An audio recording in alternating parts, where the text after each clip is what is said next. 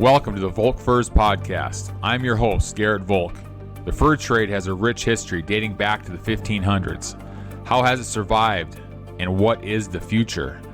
I will take a look at the history of the fur trade, in-depth discussions on various topics pertaining to trapping, fur fashion, interviews with industry experts, and much more. If you are addicted to fur, this is your podcast.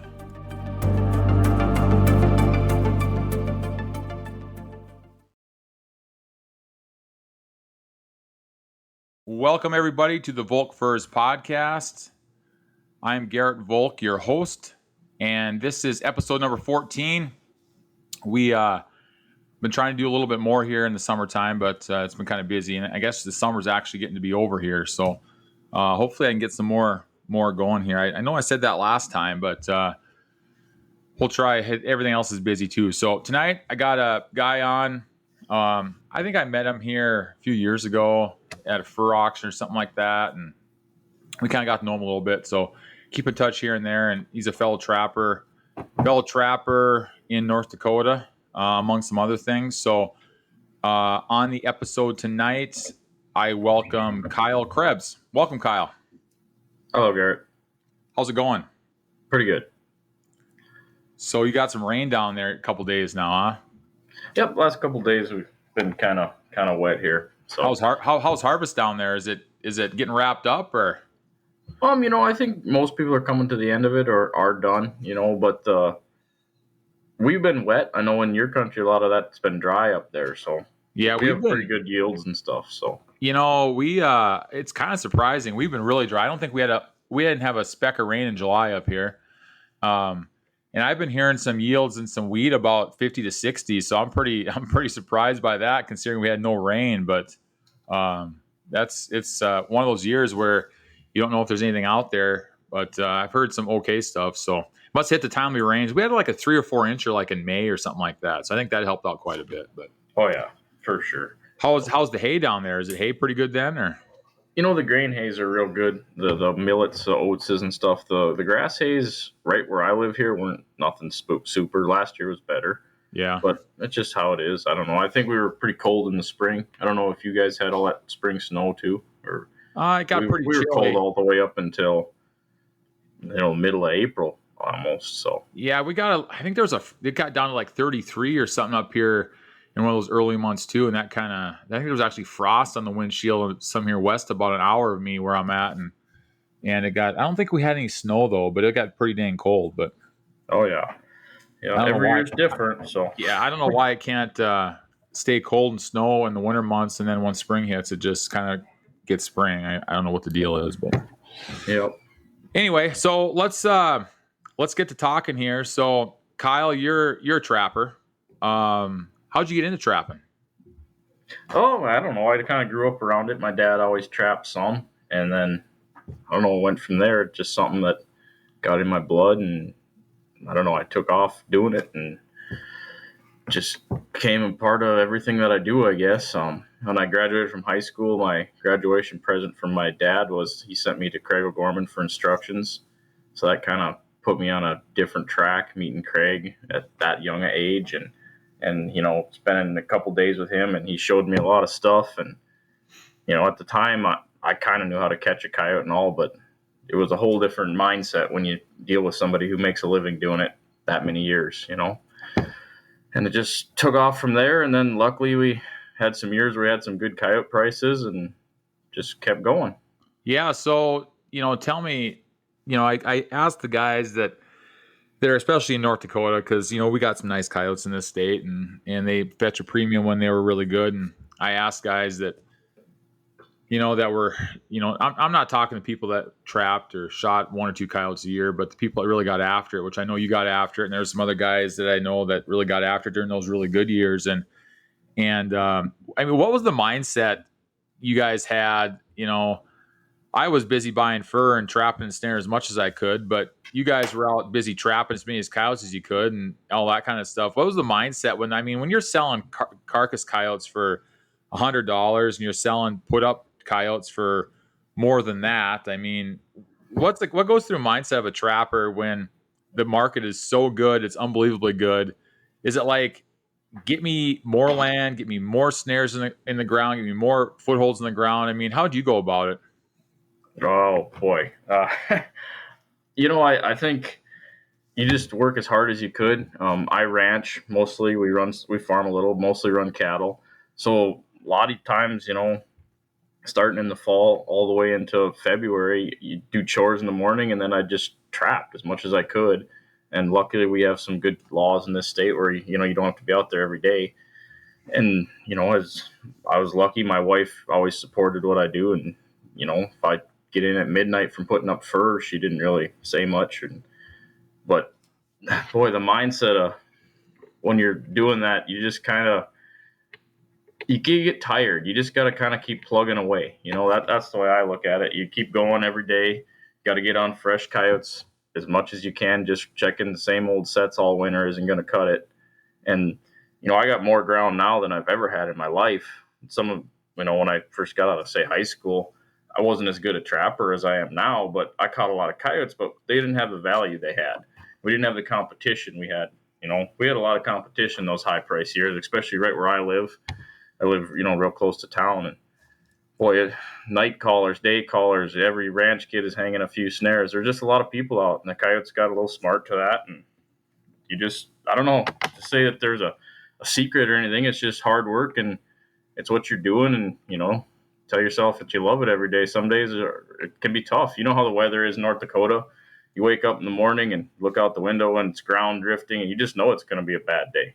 But you also have them days where you have good days, the best catch you've ever made, or all that kind of stuff, and it just the way it works. And, we got lucky. We made some money, but I don't think anybody that traps hard or even hobby traps is actually doing it for the money. It's a lifestyle, and it's just something you gets into you, and you keep doing it. And now with coyotes being pretty well worthless, it's tough. It's real tough. It's hard to long line coyotes for 3 months and not get anything out of it.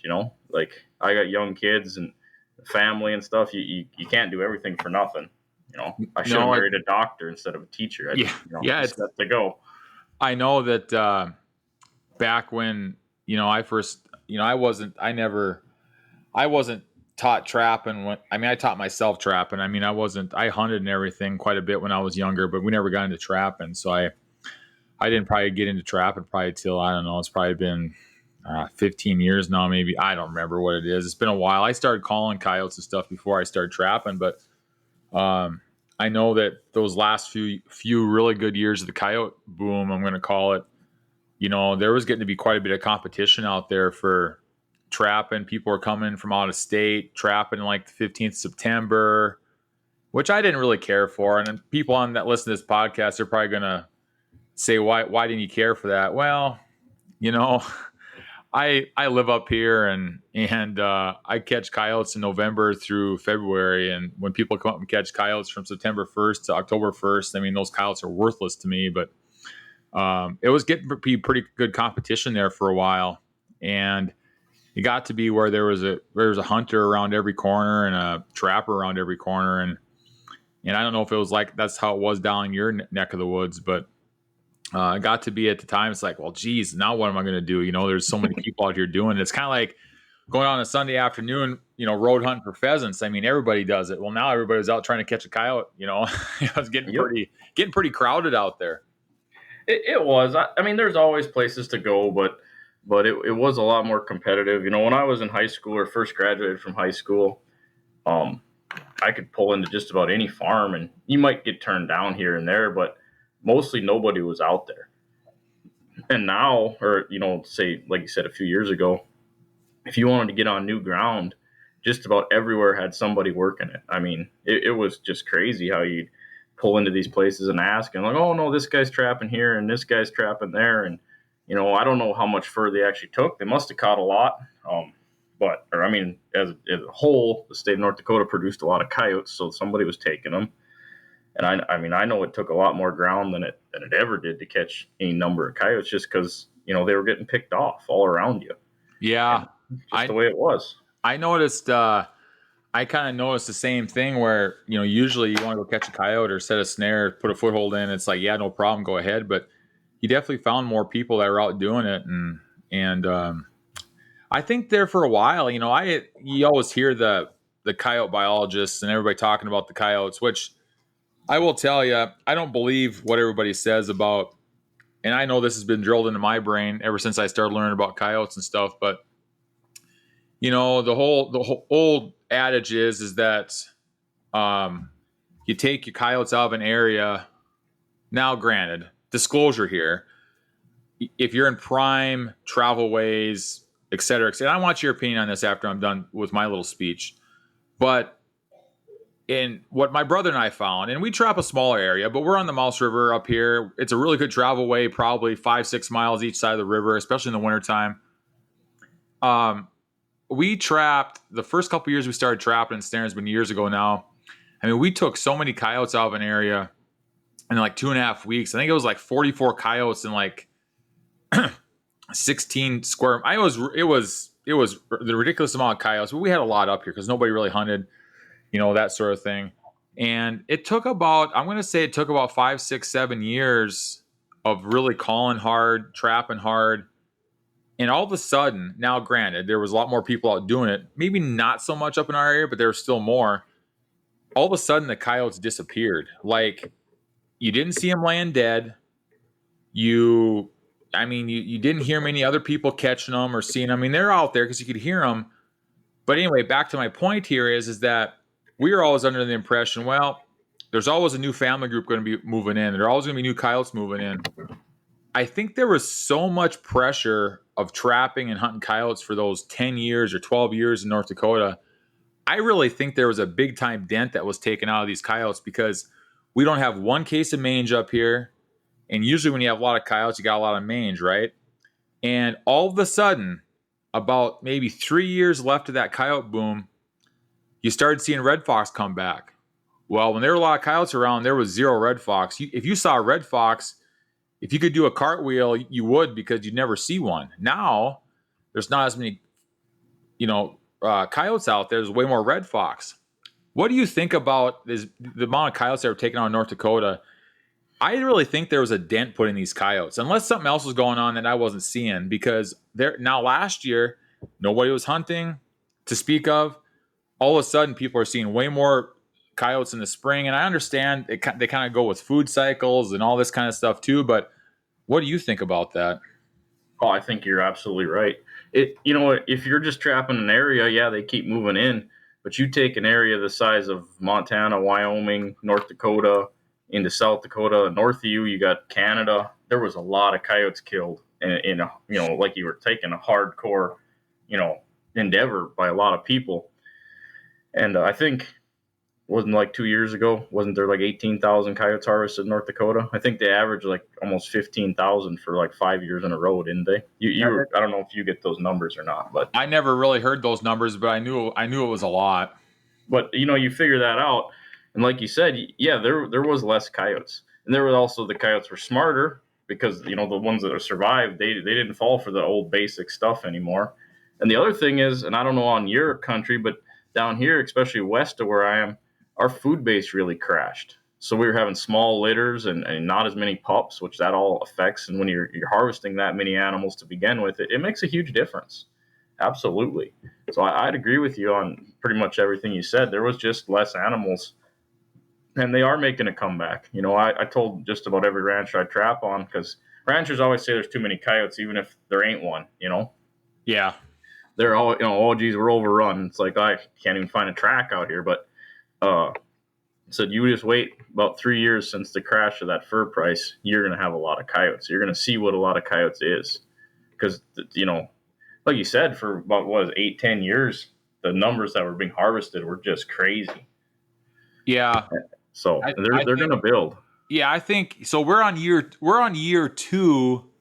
Well, not on year two. Well, we're kind of on the year two. Last year, the year before last. So the winter of 22-23 was really the first, I think, winter that people are like, well, this is terrible. This sucks. We're not going to go out and trap and snare a coyote for $5, or even if we find somebody to pay us that. Mm-hmm. So I think we got one season underneath our belt that nobody really, so to speak, took coyotes like they did. I mean, there were still people that shot 200-300 coyotes, but I'm like, in the whole trapping and hunting community, I think we're moving in on our second year now, because this market is going to be terrible again this year unless all of a sudden somebody snaps their fingers and the world goes back to the way it was, which I doubt that. Um, we're going to go through our second season here, I think, and there's not going to be hardly anybody out. People have been calling me saying, "Hey, what's the market going to do?" I said, honestly, I said, it's going to be really, really bad. I said, it's not going to be, well, that kind of is bad. I'm like, well, it's just what it is. So I think we're going to be on the second season here. I have a feeling next spring, next summer, we're going to see even more coyotes than we're seeing this summer. Don't you think? Oh, I think so. Absolutely. And it'll go back to like it was, 10 years ago where you could go in an area and just hammer them. And Yeah. the next year you could go back and do it again because, like you said, they were filling in from all around. But and you get out a map once and you just look at the area that the good coyotes were produced. You had North Dakota, into Minnesota a little bit, but not like they did in North Dakota. And then you get up in Canada, north of you, Montana, and into Wyoming, and Yeah. it's a big area that a lot of coyotes were killed in. You talk to any of the bigger fur buyers that, you would know better than me, but they were all buying, 10, 15,000 coyotes out of this area. I don't know what the total number of coyotes produced was for, North Dakota, Montana, Wyoming. I don't know how far west in Montana it gets into Idaho. I think Idaho's got pretty good coyotes. But it's not a very big area when you figure the numbers that were being harvested. Well, I know Plus, that. plus on top of that, you have all your predator control and all your other things that are normal mortality to coyotes, besides the fur trapping and the hunters and all that. Yeah, I know that. I know back when I first started fur buying, of course, I'm not a very big fur buyer compared to some of these other big guys that have been doing it for a long time, but I did as much as I could. You could go any day of the week anywhere, and even if somebody came through before that and bought, 300-400 coyotes, you could still go buy as many as you wanted to. I mean, there was just that many people producing coyotes, and nobody really cared who they sold to because everybody was pretty much paying the same price. They just would sell to whoever was in town for that day. If they had to be in town, they were going to sell to them. I mean, that's how many coyotes were being harvested during those good years, especially maybe the last 5 years of that run, when everybody started getting thermal and putting up some real big numbers. I mean, when the thermal started coming in, people started putting up some really big numbers. In fact, around the Minot area, where I usually bought most of my fur on the Minot area, I'd go every Wednesday night there and park at a truck stop and buy fur for an hour and a half or so, or whatever, how long it would take. And a lot of the guys that came in were thermal hunters, and they got into it, and they were just whacking the coyotes like crazy at night. It was amazing the amount of numbers these guys were putting up, and that was just a small area of the state. Not to mention, like you said, there's Montana and Wyoming, and I don't know if you can. I don't know if you can night hunt up in Saskatchewan, Alberta. I'm not sure, but uh, there's just so in South Dakota. I mean, just think of all those coyotes to go around. I know that these big, the big 3 or 4 overseas guys that send stuff overseas and stuff, they had tens of thousands of coyote contracted. I mean, it's amazing. It's amazing how many coyotes got produced in those 10 years. Probably the last 5 years was really, really hot versus the first 5 probably. But yeah, there's a lot of fur taken out of this area, and it's amazing that they survived. But that's the thing about the coyote. I mean, they tried to exterminate them back when they started taking the wolves out back whenever that was years and years ago, and they couldn't get rid of the coyote. And I don't know if we're ever going to get rid of the coyote. I mean, Oh, they get smart fast. There's yeah, no doubt about it. You even talk to the good, the good coyote callers, the good thermal guys, and I'm not really a thermal guy. I've done it a couple times with some friends, and it's cool and all, but I don't know. The trapping is just what gets me, but or the trapping or whatever. But those coyotes learn fast. From when thermals first got legal to today, it's a whole different world. The same as when the Fox Pro callers came out, and all of a sudden everybody was calling. It's a whole different world from when it was calling back in the '80s when nobody was doing it. And trapping's the same, and snaring. You see some amazing things when you get out there, and especially since we got snow a lot of the year. I mean, you can see where coyotes are going around and avoiding stuff, and it's just amazing how smart they get. To go out and exterminate them, boy, it'd be a tough game there. And they learn and teach each other too. You get dominant coyote, she'll keep the rest of them away from you. It's really, they're just a crazy animal. They're amazing. When you pursue them and try to put up numbers of them, or even just try to catch one or two. Sometimes they can just really frustrate you. They're just an amazing animal as far as their ability to survive. They're not like muskrats or something where you can go out and trap whatever many muskrats as there are just every day. Yeah. The weather probably the only thing that puts a trapper out of business in the muskrat world. Otherwise, the coyote's a whole different game. They really are.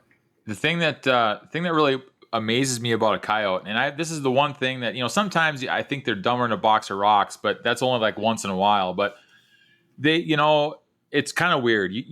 I'm sure you have these spots just like every other trapper does. You have these spots to where it doesn't matter what year it is, what the crop is. I mean, we got a lot. We're like 100. We're like 100, like 99% cropland up here. There's some pasture, but not a lot. And sometimes it can kind of get hard to trap farmland because different crops and all that kind of stuff, and the trees get taken down pretty much now all over the place. Anyway, if you can find a spot, and I'm sure you know what I'm talking about, you have that spot to where it doesn't matter what year you put a foothold in the ground or if you hang a snare, 100% of the time there's going to be a coyote that runs past that location. And it doesn't matter if you took out the whole family the year before and there's no relatives left. It seems like the other coyotes that move in go exactly the same path, exactly the same spot, and you can almost count on your hand how many coyotes you're probably going to take out of that spot. I mean, you have spots like that, I'm assuming. Oh, absolutely. I mean, the whole concept of trapping is based on I don't want to say the predictability, but their natural, the way a coyote naturally reacts to things. Not that everyone will do it, but the majority of them are going to react this way, and that's that's the whole concept behind trapping and any kind of numbers trapping anyway. And calling or whatever is the same way. So yeah, those good spots that, for whatever reason, the country funnels them animals into those spots. Yeah, they produce all the time. And that's, I think everybody has that. They're just like certain ranches.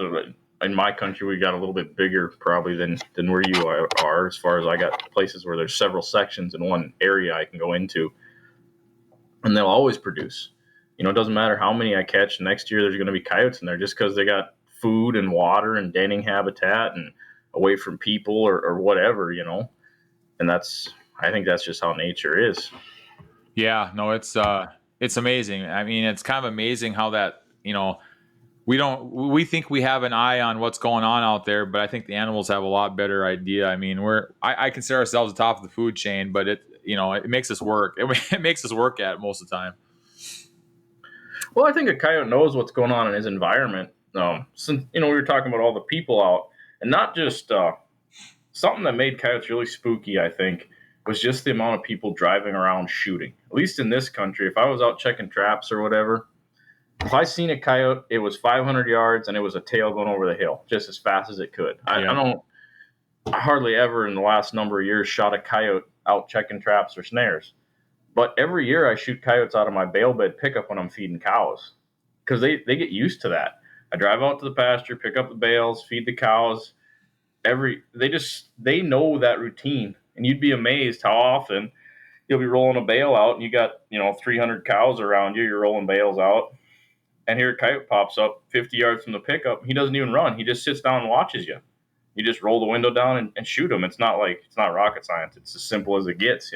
Yeah. And I bet you in the last 5 years I've shot more coyotes out of my feeding pickup than I know I have. I hardly ever shoot a coyote when I'm out. Otherwise, they run.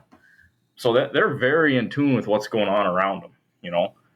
Yeah. And any change in their habitat or their environment or people entering it or leaving it that aren't normally there, it puts them on guard and creates different things. The way they react. So they are that way, and you see it probably trapping or snaring too. If you got an area where nobody else has permission, and say like after deer season, well, you can go in there after deer season and set snares, and you go in there and there's coyote tracks everywhere because nobody's been messing with them, nobody's been back there. But just you showing up, setting snares, and messing around, those coyotes leave for a couple weeks.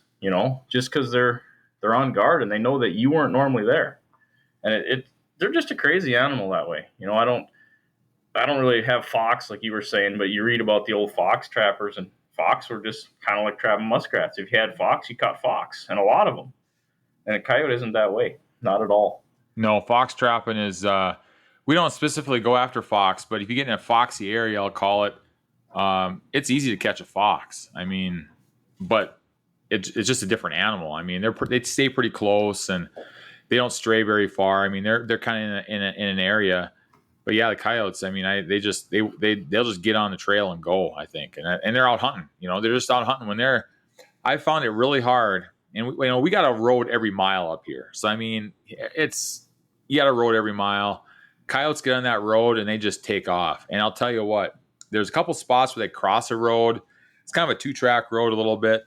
In the summer, it turns into more of a prairie trail in the fall. But there's a couple spots where they cross that I can catch them, but I've tried catching coyotes when I see them running down the road and I know they're running by there, and for whatever reason, they will not stop and they're just cruising, and they're probably not from the area. They're maybe passing through.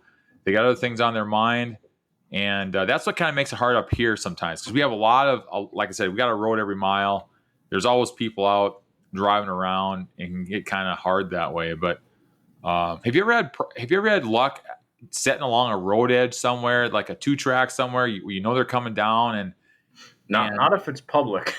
well, right, not if it's public, right? But if they're out in some of the rougher country, the Yeah. trails you use, or field trails and stuff, yeah. But just setting on the road edge, I generally don't. Usually, I have to find a reason. The creek crosses at fence corner, multiple trails or travel ways coming together, that type of deal, or something like that.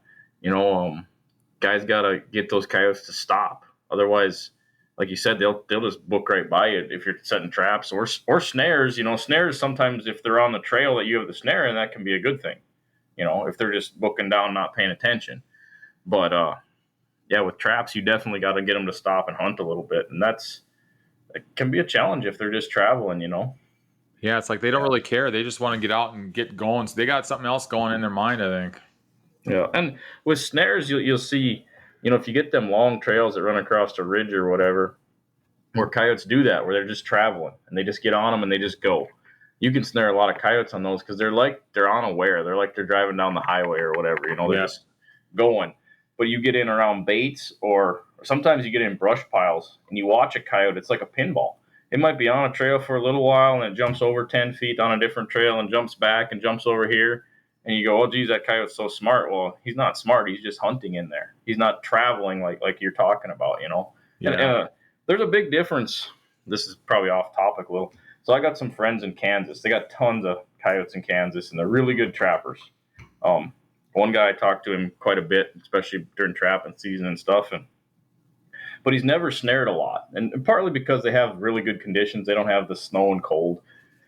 But I kind of got him going on snaring a little bit, but he's struggling with it. And I'm thinking, geez, you catch all these coyotes. How can you not set a snare? I mean, my 5-year-old daughter can hang a snare and catch a coyote. It's the simplest thing in the world. But it's this whole mindset. When you're setting a trap, you go to the stock dam or the fence corner, the hub of the wheel type of thing, okay? And you set your traps. When you snare, you got to look back from that spot and find the travel ways, You got to get those trails where they're coming. You got to get them to walk through that snare, not like a trap where you need them in the area, and if they're hunting around, they're going to probably find it if you're using some good lure and stuff. And I kind of made a few videos for him and got him on the right track, and he's snared some coyotes since then, and he still prefers trapping, but they don't really get frozen ground and the weather we get, down there. But it really is kind of a mindset, and I think today more people are snaring than trapping. Trapping's kind of went by the wayside. Snare is so much simpler, but people that are going, see, I trapped first and then I learned how to snare. But most people today are snaring and now they want to learn how to trap, and they struggle with that. And it's the same thing in reverse. You got to kind of change your mindset of where that trap needs to be versus where you're going to snare that animal. Not that you can't, not they overlap some too, but it's just like you said, if they're just booking down a trail, it's hard to trap them there. But if you get to where they're heading to, say they're going down that trail and going to a dead cow or a stock dam where they're going to hunt around or get some water and they play around, well, that's where you want your trap. But where they're just booking down that trail, that's where you want your snare because you're going to get a lot less refusals. They're a lot less aware of what's going on. Yeah. So that's just my opinion from what I've seen, And like I said, it all overlaps and it just does, And even if you read the old trapping books, I don't even know, hundreds of trapping books. I kind of collect them and I like them old books. And well, they didn't have snares, but they always talked about a trail set, and most of them didn't emphasize it very much. But I think a lot of them old coyote trappers were very good trail setters because just what you're talking about. Sometimes a coyote doesn't do what you want him to do, but in a trail set, he's just doing what he normally does, and you catch him. So, and that's where the snare is taking over for us. Yeah, right. You're right on that because the snare is just like a trail set for foothold. I mean, you're just hoping they book through and not see it and get caught up. I mean, basically. Yeah, it's such a simple tool. I mean, like when people try to complicate snaring, it's just like I don't even know how to. It's such a simple tool. If you find a coyote track, follow it to where you can hang a snare, and you're probably going to catch that coyote, or at least another one that's going to go in the same place. Yeah, so let's go on to the next topic here, quick, as long as we're talking about that, because I got a couple other things that we're going to talk about at the end. But let's just talk quickly about how do you prep your snares and traps during the off season? I mean, do you have everybody does it a little differently. I mean, I've been changing my way. I do it over the last couple of years. And what do you do with your equipment in the off season to get it ready? Oh, the snares. Well, I make my own snares. This year, I'm actually having a buddy make some for me, but I don't probably need too many. But get your snares all made. Then I boil them in baking water and I paint them all. I always you paint them, huh? Okay. Yep, I always painted them. Some people, there's different ways, but I paint them. Never wax them or anything like that. You want, especially up here where we have killing locks, you want that to lock into the cable. You don't want it sliding. Yeah. But yeah, I paint them. I usually two-tone them. Use two different colors to kind of make it blend if the snow melts or whatever. And that's about it. And if you get behind and I always got garbage barrels with snares in, and you get behind and didn't get some painted and it's January, you just take them. I've caught a lot of coyotes and just regular old snares hanging there. You try to cut down on your misses, and that's where the paint and everything comes in. But sometimes it doesn't work that way. Gerald Schmidt, I don't know, some people maybe don't know Gerald anymore, but he wrote the Mega Mink books. And back when I was a kid, he was catching a pile of mink. And I don't know if it's in his video or if I seen it on a demo he did or what. I know it's in his video, but he talks about, long line and mink. And he says, everybody wants to think you have every trap preset and you're ready to go opening day. And he goes, sometimes I'm lucky if I even know where my traps are. I don't get it all done. I got a family. I got all this stuff to do. He goes, I've taken rusty traps out from the year before. Of course, he's water trapping, stuck them in and caught mink with them. Sometimes you just got to do you got to do as good a job as you can, but you can't get held up you can't catch a coyote in a snare that's not been painted or, that's what you got and it's time to go. You just got to use it. That's my opinion on that. And as far as traps, I was always boiled them in logwood dye and waxed them. That's kind of my thing, partly because like rainy days like today, that's when I would work with traps and start boiling them. And you could do that inside, right. I'd open the garage up and have my barrel right outside boiling and do that. Now, the last couple of years, a guy from up there by Rock Lake, I think he's from, by the name of Buck Colleen. I bought some traps from him, and he was using a paint called a Rust-Oleum Rust Reformer paint. And it works really good. And it's a little expensive, but if you're not doing a lot of traps, they got to be rusty. They will not take that stuff if the trap isn't rusty, just like trap dye. It works good, but you got to do that in the summer so they have some time to air out. But it wears really good, and it works good. And I actually told John Graham about it about a year or two ago. And he'd never heard of it. And I says, well, you should try it. He was complaining about something or whatever. I was talking to him. And this year at Coyote Days, he actually mentioned it to me. And he says, hey, that's really amazing stuff. It really works. And he bought like I don't remember how many cases of it, and he was doing all of his traps that way. So it is a good product. I've never seen refusals because of it. And if you're only doing a few dozen, it's simple. If you're going to do a lot, it might get kind of expensive. I don't remember. I think it's about $8 a can, and you probably get 6, 7 traps out of a can, at least the first time. After you got it on them, and the next year, you just got to kind of touch it up. You don't have to do the whole trap. It doesn't take as much. But I believe in using good equipment that's been prepped and cleaned. You don't want trapping your scent. Some people get too worried about scent, but you don't want oil or gas or any of that stuff on your trap. You want a good trap and or snares and equipment nowadays. It's expensive. Good coyote traps, boy, they're expensive, and there's a lot of guys going out of business too. As far a lot of companies, as far as some of these traps you ain't going to be able to find anymore, or not until we have a coyote market again. So you want to take care of them, and they should last you a lifetime. When I was a kid, first learned to trap. Of course, that was after the fur boom of the '80s. Unless you found a used Northwood or Montgomery trap, the only traps that were being made were Bridger number 2 and number 3, which I had a bunch of them. I tried a lot of coyotes number 2 Bridgers when I was growing up, and they're some of the first traps I bought. But there was some MJ600s and stuff, which to a kid that was way out of price, and they still are out of price. And I'm not a kid anymore.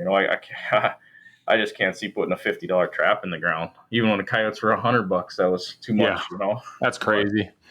But it is a good trap, and it holds its value for whatever reason. It's probably a good investment, but yeah, if somebody walks off with one or whatever. So there's a lot of traps out there nowadays, a lot of different companies. But I was talking to Graham, and he couldn't get traps in, so the number 3 style like that's kind of out. I've heard the Victor was making a round jaw dogless trap. They called it a Victor Montgomery. I don't think they're being made. And I've heard a couple other companies aren't making them because of the price of steel and stuff importing with China. And, there's no fur market. I don't know who's going to buy a bunch of new traps right now. Yeah, I agree. I mean, I don't know what I got. I don't have a lot of traps, but I got enough to have a nice line and stuff. And I concentrate more on snaring anyway, just because when we get the snow up here, it's like I don't really have no ambition to foothold trap when there's 2 feet of snow on the ground. So we do a lot of snaring once Thanksgiving comes around usually. But yeah, that's good. That's crazy. I mean, when you think about that, I mean, if there's nobody, I think about all the lure and bait guys now that popped up in the last 5 years. I mean, if, and I'm sorry, I really don't think there's a secret sauce with bait and lure sometimes. I mean, I think if you use good stuff, I mean, this is kind of what I think about bait and lure. And this is kind of off the subject here, but talking about, people going out of business, and you see a couple here and there starting to close their shop. It's like, a good pizza, a really good pizza, you don't just taste the pepperoni, you just don't taste the cheese, or you just don't taste the sauce, right? I mean, it just tastes like pizza, right? And I think the same thing with like bait and lure. It's like, I've never tasted bait. I'm not going to taste bait, but come on, imagine it's the same thing. But I think using high quality ingredients for it, just like anything else, is a good thing. But, there's so many bait and lure places out there that now they're going to be, who's going to buy bait and lure when nobody's trapping? I mean, not to mention if you got your own stuff and you do a small line, I mean, a lot of people are doing their own bait and lure now. So it's kind of, so the trap companies and the bait and the lure people, and God, it's tough for everybody. It really is. I think the lure business always has been kind of a cutthroat business. There's always a ton of people out there, and some people got a good name for themselves and got a good product, but like you said, their sales are going to be way off. And at least I think, maybe I'm wrong. Maybe there's enough people just going to go trapping, but I got friends that make lure and stuff, and I got so much lure in my freezer that I probably don't have to buy it for the rest of my life. I don't know. But I guess there's some really good lures out there, and there's some real junk. But it can be weird because, like I said, I got different friends that make it. They like to make lure, and they play with stuff and use some really expensive ingredients that no commercial lure maker would ever use just from costs. And they'll make up something, and they're like, "Oh, this is really working. Try this." And I can't catch nothing with it. Or they'll say, "Here, try this." And I'm like, that's a great lure. And they say, "Well, really, I can't catch nothing with that one." Isn't that something? It's just, sometimes 100 miles can make all the difference on how a lure bait works and the weather. Some lures and stuff work way better in the winter, like cold, wintry conditions. And some you can really hammer them, say, first few weeks in the fall, but once it gets cold, all of a sudden they just kind of drop off. Luring, that's an addiction almost as bad as trapping, is getting into lure and bait making. And I've never really done it. I tried it when I was a kid. I blew up a bunch of jars on my parents' lawn once, put them full of rotten meat, and they blew up, and that was the end of my lure making business. But it can be an addiction. I know why people want to do it, and that pride of being able to catch something with their own bait and lure. But you know, putting a set where there's an animal or a lot of animals, putting a set where there's one coyote versus a spot where 10 coyotes are going to come through is way more important. Is knowing that animal, I agree. and just to having the population. If you have a decent lure and you have a good population, you're going to catch more animals than the best lure and no population. Yeah. And then the other thing with lure, some lures, and if you're talking to people that get into predator control and work in coyotes and stuff in the summer, some work really good on adult coyotes. And as a fur trapper, that's not really what you want. I mean, it is, but it isn't, because you're out there trying to harvest the maximum number and you're hoping there's a lot of pups. So this secret lure that's so great to catch, the old dog coyote or the old female coyote for territorial reasons or whatever, probably isn't going to be your best lure as a fur trapper either. It's boy, lure is something different. And you get into guys that really make it and like it and get into that stuff, and it's amazing just listening to them. I use a bobcat based bait, and it's kind of interesting is that it smells the same. It's by two different people that make it. It smells the same. It looks the same for the most part. One works better than the other for whatever reason, and it must be something that just is in there a little bit differently. It'll work better, and it's just weird how it is, and I can't explain it. I guess it must be that combination of something, But yeah, absolutely, yep. And I always, keep track. It's hard when you're out trapping, but I always write down my lures, and I like to test lures, and it's kind of a hobby of mine. Go to a trapping convention, I always buy a couple jars from different people, different stuff, and you write it down, and say I got this set is with this lure, this set, and you'd be amazed how certain lures are really good and some are really bad, don't catch nothing. But even like different weather fronts, like one day you might have, say, 6 different lures or baits you're using, and all of a sudden one day you'll catch, say, 5 to 8 coyotes or whatever, and you'll catch almost all of them on just one lure bait. It's just crazy how the animals react to that and all. And yeah, lure is a complicated thing, and I don't claim to understand any of it, but I do I know which lures work for me, and then are the ones you always go back to because, well, this is working good for me, and I think everybody's that way. That's kind of how I was over the years. I found something, all of a sudden it seemed like it caught more, and I got more reaction to it. I'm like, well, this is what I'm sticking with. And then it's, after that, it's like, well, maybe I'll try this just to see. But you kind of go back to what works for you.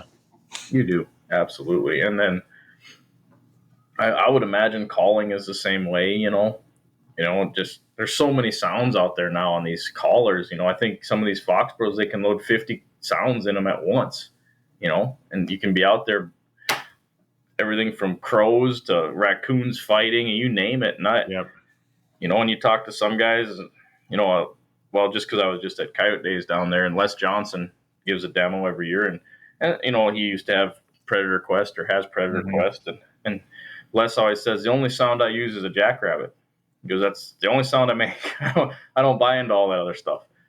Maybe he's right, maybe he's wrong, but you can't argue with the results. No, you can't. But that's the thing. I know that I've talked to callers in the past, and some people use vocalizations. That's all they do, and that's what works for them. And like myself, I've used distress calls because they work for me. I can't get vocalizations to work. I mean, I've had them work in the past, but yeah, I mean, if it's working for you, that's probably your ticket to get where you want to go. And yeah, it's not really right or wrong. It's just your way. Yep. And like there's nothing wrong with like we were talking about not setting traps in the winter. So the last few years, last winter excluded because we got our ass pounded with snow, but uh I was trying to get better at trapping coyotes later in the year because it was always something I struggled with. After say first few weeks of December, coyote is a different game to get in a foot trap. It really is. Yeah, it So I is. put an effort into that to catch them, and I've gotten better at it. And calling's the same way. If you want to learn how to, you just have to make an effort to do it differently and learn why this is working or this. I don't know how to explain what I'm trying to say. You gotta, if you want to learn how to vocalize call coyotes better, you have to make an effort to do that and see why and how it's working and pay attention to what the coyotes are trying to teach you. And you can get better at it, but it's hard when when you had $100 coyotes to mess around setting a trap that you weren't very confident in when you could hang a snare and come back and have a coyote. You know what I mean? Well, And that's the same with your calling. If you're having luck with something, it's hard to do it differently. But I think it makes you a better caller or a better trapper or a snareman to learn more than just one way to do it. So when you're faced with a different problem, like out here we have a lot of country we can't snare. I'm pretty confident I can go in there and set a trap and catch a coyote given the right circumstances, no matter what. And I think I don't know, that's just a personal pride thing for me, I guess, to know that. It probably doesn't add any coyotes to the fur pile because I could just go somewhere I could snare them easier, But I don't know, that's just something. And you were talking earlier about like keeping yourself motivated and what you're thinking when you're long lining. And sometimes little things like that, if you've ever had like 600-700 snares out, one snare looks like a next after a few days, Yeah. But that having that other thing to check that, I got that trap up on that ridge or whatever. That can keep you motivated and keep you excited. You gotta be excited. Same with taking like my kids with, they're young and they can be a pain but they're so excited to see something caught. They don't even care if it's a jackrabbit. I don't know about you, but I snare jackrabbits down here. It seems like if there's a jackrabbit, I don't know if I can miss a jackrabbit in a coyote snare. Some people say they don't, but I catch them all the time. I hate them because they wreck everything. Yep, exactly. But I have my daughter with, and she's like, "Oh, we got a rabbit," and I'm like, we got a rabbit. We don't want a rabbit. Yeah. But so sometimes that motivates you, to keep you going, is that excitement that. So Yeah. it's kind of off topic, but it just kind of hit me now when we were talking about that.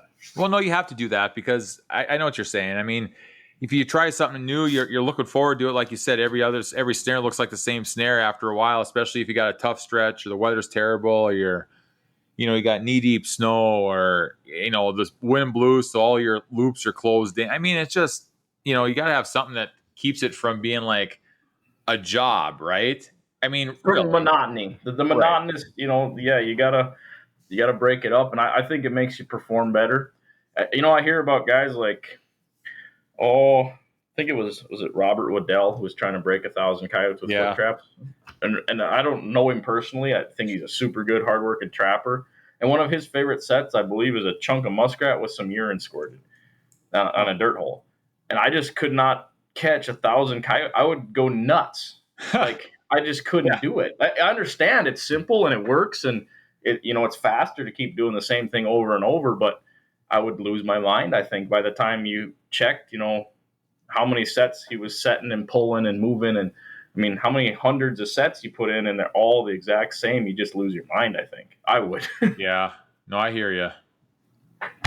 So let's go on the next thing here, fur handling. So, I think a lot of guys during the big coyote boom, especially the guys that were hunting, the trappers usually put up their own fur.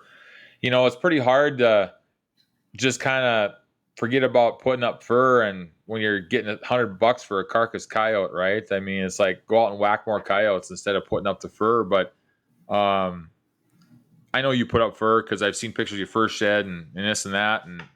And do you like putting up fur? I mean, is that something that that's half the whole trapping process. I mean, once you catch something, then there's a lot more work, I think. And I guess that was always like growing up, that's just what we did, I guess. Yeah. I never, and like I said, when I was starting out, we didn't have a lot of fur buyers around. The market wasn't very good. I shipped a lot of fur to Canada, and I just learned from there. And when we had the fur auctions here in North Dakota, I learned even better how to put up some different stuff. And so I guess it was always just part of it. And I think, to be honest, everybody wants to go kill the coyote because that's where the sex appeal is, to have Yep. this pile of dead coyotes. But there's probably more money to be made in the fur shed than there was out catching them. Right. If you sit down hours for hours and expense, there, and for me, gosh, it just comes down to you were getting more for the value of the animal. And I don't know. I guess I like putting it up. There's days when you don't, but if you kind of set up for it and that's just what you do. It's part of it. And you I always took pride in my coyotes when I sold them, and I don't want to pick on hunters, but some of them guys would just blow holes through them and they just didn't understand. And like, it's embarrassing. I would be embarrassed to take some of the stuff in that they tried to sell. I don't know. I don't want to pick on anybody, but I'll tell you what, I've seen stuff. I mean, as a fur buyer, this is the way I do it. When I was buying more fur during the coyote boom, and now this year was a lot better for fur buyers as far as, if something came in with a hole the size of a softball, like, nah, it's not worth the thing. Don't want it. Go throw it on a rock pile, right? Because really, Mhm. it's not worth the thread to sew it up, right? Yep. Well, the years where we were buying those coyotes for $50, Kyle, we bought those coyotes for $50 in the carcass, the ones that had softball sized holes in them. I couldn't believe that. Like, I wouldn't give $50 for the best select number one coyote right out there on the hoof right now because you couldn't do it. I mean, you could whatever, but $50 for shot up stuff, not even an adult coyote. It was a small coyote, right? Yep. And people would be bringing these when I would go to these stops. I mean, I'd be like, I knew that I got into a slew of bad coyotes because the back of my pickup would be full of blood because usually they were fresh or not frozen all the way. And there was holes the size of a softball on the side. And of course, the guys that did that, I mean, they were out opportunistic hunting. And, the first couple weeks of deer season was the worst for that. And then after that, Yep. you really didn't see much because the guys shooting them were, they were using the proper equipment to try to minimize the fur damage. But yeah, the holes that were out there, I'm sure some of those coyotes that were bought with holes that big, they weren't ever finished to where you couldn't tell that they were. I mean, you can't sew fur if it's not there. Exactly. I You just agree. can't. And as a trapper, I guess I think most trappers put up fur. They do. It's just part Yeah, of it. And I I think think so most too. trappers are kind of, well, a lot of them are older and they've been in it for a long time and they're set up to do that. Where a lot of the guys that were just getting into hunting, and I've put up some fur for friends and had people bring fur out. Can you skin this because it was warm or whatever? They went out and bought. I got one guy in particular I'm thinking of. He went out and he decided he's going to get into coyote calling, and I don't know, he must have had a chat with his wife, and they went out and he bought a new rifle, a $6,000 thermal scope, and like the guy Whoa. never called a coyote in his life, and he got Whoa. into all this. The first coyote he shot, he brought it home, hung it in the garage, and the wife's car got fleas in it because it was warm out. Oh It no. wasn't cold. He got his butt chewed, and well, I ended up with the coyote. I skinned it for him, and he just was not at all prepared. And I think there was a lot of people that way. They Yeah. decided they just weren't prepared to handle them. And and I understand that if you live in town and you just have a little garage, what are you going to do with all this stuff? So having a freezer or something to put them in, even on the carcass, is what's really good. And I think a lot of people were getting to that level Yeah. when the coyotes were worth money. So, but The it last just, it just is part of it. And I still plan on putting up the coyotes I catch this year. I'm going to sow with them and whatever. But if you don't put them up, what are you going to do with them? I can't see throwing them away if they're decent coyotes, and eventually the market will come back. Just this last 2 weekends ago, you didn't make it to the Fur Takers Rendezvous. I was going to, and yeah, was I had every intention, and then all of a sudden something else was like, I gotta stay home. So yeah. Yeah, it happens. But anyway, Daryl Crandall's Fur, he bought coyotes forever. Yep. He had a story about Porter Brothers way back in the '60s buying fox for a quarter. and they were wrapping them in tinfoil and burying them. I think they owned it. Didn't they own like junkyards and stuff? Yeah, I they don't were really. they were salvage yard type. Yep. Yeah, and they were just burying these fox. They'd skin them and bury them. They were buying them for a quarter. Well, all of a sudden, in like the 70s, I'd say the mid 70s, when the fox market came up, they dug up thousands and thousands of these fox and were selling them for like $18 a piece. Oh, Back gee. in the time, that was a ton of money, and they made just piles of money. And he says that's a true story. It happened. So today we got coyotes and coons. They ain't worth nothing. But if a guy had the right way to store them, I think there's always going to be opportunity again in the fur game. I mean, you look at it throughout history, all the way back from the mountain men. Look at the mountain men. The beaver crashed. Well, look at right now today. Beaver's the only thing we can even move, which it's a cycle. Yeah. So you got to play it a little bit. Going back to that fur handling and the hunters, I had a last episode I did was with Mitch Cavernum out of Williston, and he shoots a ton of coyotes every year, and I had a good visit with him. And I talked to him about fur handling because he really likes fur handling. And, when he first started, getting into hunting or calling coyotes and everything, he said that he would just, they'd sell carcass and stuff like that. And then now he gets into the fur handling. He really likes the fur handling part, and he's got a walk-in freezer and all the bells and whistles to make sure, he's prepared for it. And it's fun to talk to people that enjoy fur handling because I like being in the fur shed. I mean, after, from about the middle of October to like March, April, May, like one year it was like the middle of May. This year it was even longer because I had some stuff I had to do later on that I got late. I mean, it gets tiring being in the fur shed for so long. It's just like a monotonous type thing, but it's fun doing it, and I enjoy doing it. You need a break, of course, a little bit, or else you go crazy, by yourself when they're all the time smelling green belly and scraping raccoon stuff off the floor and hauling carcasses to the dumpster. I mean, you know the deal. Yep. It's something though. When you get all done, especially I drummed all my coyotes before I sold them the last number of years, and that was always really enjoyable because you're busy trapping and you're skinning, and sometimes you end up skinning real late at night and getting all this going, and then you go through and drum them and get them all beautiful for selling, and you kind of handle each one and you look at them, and I always kind of graded them a little bit myself, and it was really just a pride thing. I mean, Yeah. I like to be around fur. I like to handle fur and do all that stuff. And I don't know, it really is. I like to put up fur way more than carcass fur. The first time it is that way. The first time I ever skinned, fleshed, and put up my own coyote, I was using somebody else's garage because he was teaching me how to do it, and I didn't get the blood out. I kind of wiped it off as much as I could because it was shot, or it might have been snared. It might have been snared, and anyway, it doesn't matter. But there was blood on it, and I was done. It took me forever to do that coyote. I swear it took me an hour to skin the thing. I swear it took me another hour to flesh it, put it up. I don't know, but it just seemed like it took forever. And I looked at that thing after I was done, and I'm like, I tell the story before, I'm like, gosh, I said, that's really rewarding to see that. I went out, I put the work in, got that coyote, brought it back, put it up, and then I sold it. And I'm like, that's pretty fun, right? So then years later, I started buying fur, and so I had more coyotes hanging in there and stuff. And I told Mitch Cavernum last time I was on with the episode that I recorded here a couple weeks ago. I said, I like the fur so much hanging in my fur shed, right? It just hangs there until I can send it all out. I'm almost sad to see it go, even though I have to see it go so I can sell it and pay for it and all that kind of stuff. I just like seeing it hanging there, and I'm like, please take care of my fur, because I put so much work into it. I'm like, the other guys, when they get it, they split up the belly, they cut the heads off, and they start using it. I don't know if you have that feeling at all, but it's I agree with you. It's almost sad.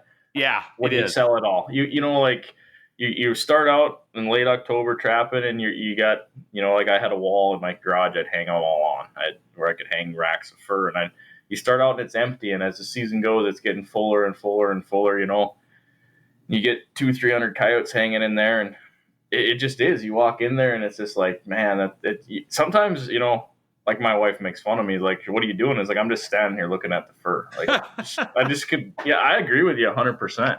And then when you sell it all, you go in the garage and it's like, oh, there's nothing hanging here anymore, you know?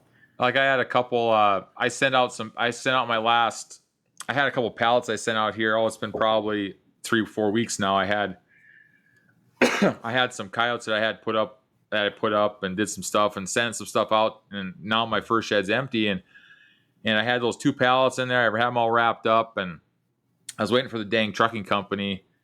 Talk about run around with that thing. I mean, once Yellow went under and YRC went under, then it was like twice as much money trying to get somebody to come up there. Nobody drives. They can't find drivers. Anyway, long story for different conversation. But I saw those pallets leave. I loaded them on the truck, saw them leave, and I'm like, God, now there's nothing in here anymore. Now, of course, I have some freezers in there that's got some stuff in it that I need to start working on. But, after a while, it's like, now it's empty. It's like, now I got to fill it up again. So, like you said, you kind of get sad a little bit, and it's like it all starts all over again until the next crop of fur comes in there. So, yep, it does. And I guess I think a lot of the people that are just hunting and shooting them, they're missing out. I really do think, like, there is some pride and stuff to be taken in the fur handling side of it, you know? Yeah. Oh, I think there is. I think it's kind of like the guys that it's kind of like the hunters that go out and shoot their deer, and instead of taking it to the processor, they take it home, they skin it, they quarter it, they process it, they make sausage, they cut up steaks, they do whatever. I mean, it's kind of the same. It's kind of the same thing in a little bit, I mean, Yep, I agree. Taking care of it from the start to the finish. So, yep. So let's move on. So we're talking. We for all the listeners here, we talking with Kyle Krebs here, coyote trapper, been trapping for a long time. Talked a little bit about coyote trapping, some of the trap prep, just some brief on that. Talked a little coyote fur handling, and the last 2 things I want to talk about. We're going to talk about what we can make with this fur, right? And the last thing we're going to talk about is something that I think over a text message once in a while here, maybe several months ago, we briefly exchanged messages about. I think what can a person do about getting fur out in the mainstream more? And so we're kind of touch on that right at the end, but let's go into making fur products now. I've been making fur products now probably, I think it's been like maybe 5 years now almost. I decided to come into making a hat. I made a hat for myself out of I used an old sewing machine I had. It wasn't the first sewing machine, just a regular old sewing machine to get kind of a proof of concept. And I'm like, I need something to do other than this fur buying stuff and trap. And I want something to do in the off season. I made my first raccoon hat. It was pretty crude. It fit, but and then I kind of got into it and started making more stuff. Now here a couple years ago, when the market started crashing a little bit, you started seeing more people starting to get into the crafting business. And there's some good stuff out there. There's some not so good stuff out there. Everybody's got their own perception of what's good and what's not. But Kyle's gotten into that a little bit here, started here within the last year. And it's nice to see that trappers are actually doing something with their product, trying to market their product, because my whole thing has always been, the trapping community promotes trapping, and that's fine. And I've said this before, and you can agree with me if you like, you can disagree with, I don't really care. But I always say it's kind of like ranchers that don't eat their beef at the supper table. Trappers generally don't wear their fur and they don't market their fur, and all they want to do is go trap. So it's kind of nice to start seeing some of these trappers and these fur guys starting to market their own stuff, make their own stuff, learn how to do it. And Kyle's done that. So what do you think, Kyle? I mean, am I on the right track with that? I mean, I think that maybe we can lump these last 2 things in together. Kind of fits the same thing. It's like us trappers and fur guys, it's great to sell in the wholesale market. It's like, I got 300 coyotes, I'm going to sell them and they're going to be gone and whatever. But in the meantime, I'm not promoting my product. I'm not wearing my product. I'm not letting people out there know that fur is a really good choice to wear especially in the cold states like we live in, of course. What's your take on that? I agree with you. The first mitten I got into mittens more because I don't know why I just like mittens. And first mittens I ever made, I hand sewed. I got them here somewhere, and they're like you said, they're pretty crude, and it's kind of one of them things where I was like, man, I just did that, Didn't really know what I was doing, and then I started from there. And I got a friend I sold a lot of fur to, a lot of really good coyotes he wanted to buy, and so he kind of got me started a little bit. And then I've talked to you about it and different people, and I don't know. I got into it and I really enjoy it. Like you're saying, it's like taking that coyote that you were going to sell and you go to the next level with it. And I take a lot of pride in the stuff I make, and I try to do the best I can. Actually, tonight before we got on here, I just finished a pillow for a guy, and yeah, it's sad. And we had talked about this before, you and I, that of all of the fur I sell, and like last winter, I think I sold just about 50 pairs of mittens. I mean, I sold a lot of stuff, and I'm learning how to make other stuff, and we're going on with that. And we had talked about this before, is that of all the stuff I sell, probably less than 10% of my business goes to trappers. It's all other people buying it. The snowmobilers, ice fishermen, rodeo people. It's crazy that there's actually pretty good markets for fur out there for there not being a fur market, in my opinion. But trappers, it's hard to sell a pair of mittens to a trapper. I don't really know why. I've tried to answer that question, Kyle, and I mean, I wear my coyote hat wherever I go in the wintertime, like because it's usually 20-mile-an-hour wind and it's 0 outside. It's cold, right? Yep. And until people wear fur, they don't know what they're missing. I mean, I don't know what it is. I agree with you on this stuff. I don't know if I'm not sure if I've sold anything to a trapper. I think maybe a couple things. It's mostly, and get this, it's mostly people out of state that I have no idea why they would want to buy a fur product, because the weather's not such that I relate to having fur, right? But Mm-hmm. I for whatever reason, people like Davy Crockett hats, and I've mentioned this on my podcast before. For whatever reason, people love Davy Crockett hats, and there's some really poor made Davy Crockett hats out there that are actually fake, and then there's some ones that are made out there that are not using really the greatest fur. You can just tell. I mean, people that work with fur, you and I, we know what good fur looks like. But for whatever reason, people love buying Davy Crockett hats. And guess what? They're not people that are they're probably not in the hunting industry, and they're probably not in the trapping industry. I can guess just by where they're living, probably, right? Yep. Why aren't the hunters and the trappers, the people that are dealing with this stuff all day long, all during the winter, why don't they wear this stuff? That's a good question. I've thought about that a lot too, and I don't know what it is. And I think there's trappers that have, at least guys that have been in it a long time, they probably have a coat for their wife or whatever, but they very rarely wear it, Right. And I don't know, just perception. But you were saying about people having to wear fur to understand how great it is. Not just wear it, just touch it. It's crazy. I don't do a lot of shows. I'm actually going to do Pride of Dakota this next weekend. It's the first major show I've ever done. But I have people come in here going, and we sell some. My sisters sell produce, so we use my garage because I have a cooler in my garage, and so I got people coming and going all the time. My fur shed's right beside my garage, and it's crazy. The other day, I had a lady. I trapped some of my first coyotes on their land, and they live right over the hill from me. And she knows I sew fur, and like I said, I've trapped their land since I was a little kid. And she was in the garage picking up some sweet corn, and I was like, "Oh, have you ever been in my fur shed?" And we went in there, and I showed her some mittens, and she put them on, and she's just like, "These are amazing! Like these things they're amazing! Like I can't believe how soft they are and how fluffy. Like I thought they'd be stiff and hard, and like this is somebody I've known my whole life, Yeah. And they just don't see it. And I've done the same with different people, at shows or at different people see stuff or whatever, and here, put it on, put this hat on, or put these mittens on, and they're just absolutely shocked at how amazing it's beautiful and it's warm, and it just really is. It's a great product. I always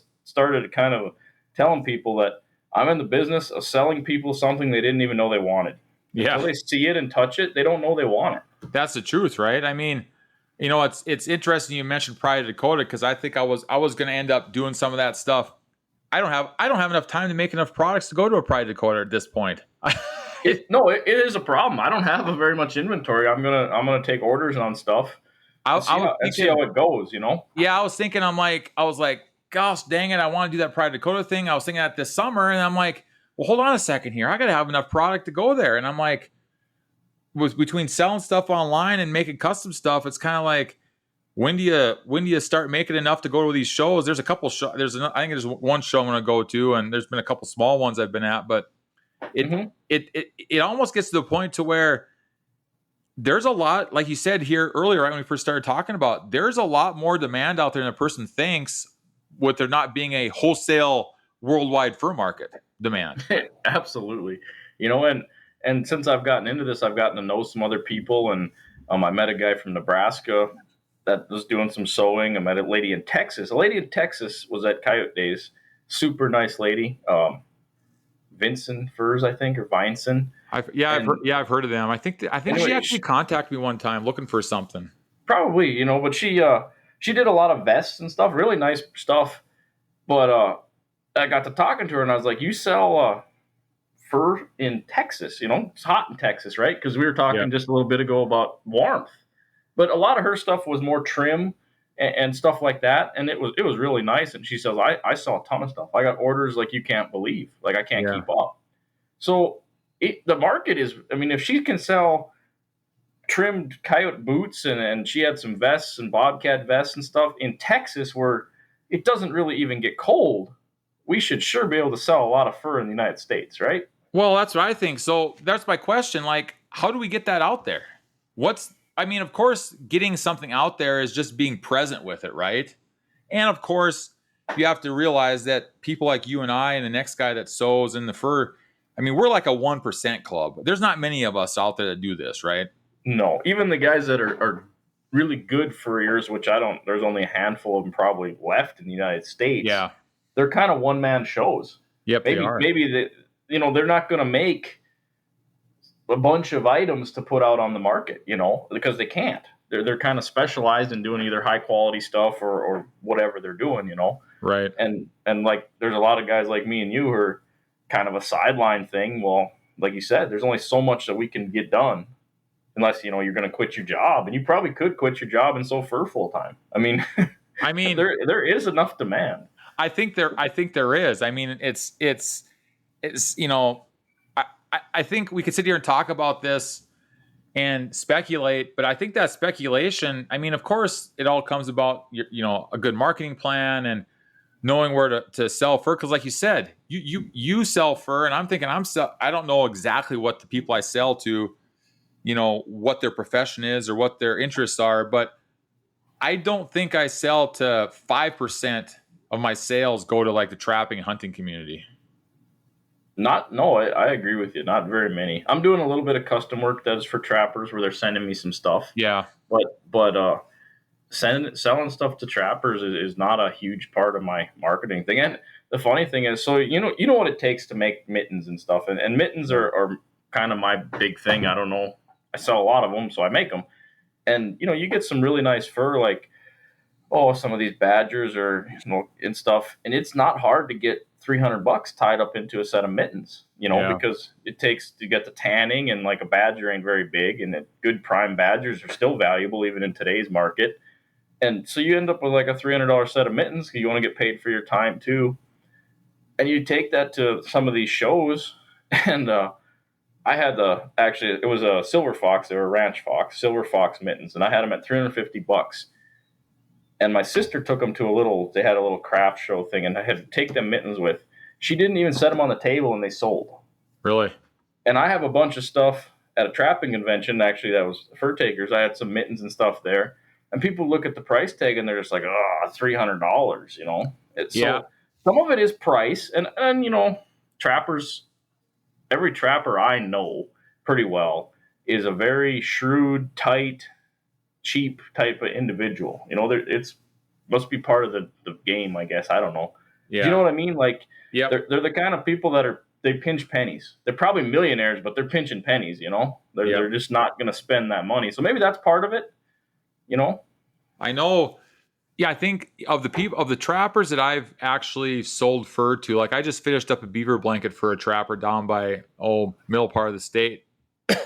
And I think the fur that I've actually sold to trappers have probably been I've custom sewed something for them. Instead of selling them a product, they're like, "Hey, I got some beaver. Do you wanna make me a blanket?" I'm like, "Yeah, sure." Or, I got, a couple coyote skins. You want to make me a hat? And I'm like, "Yeah, sure."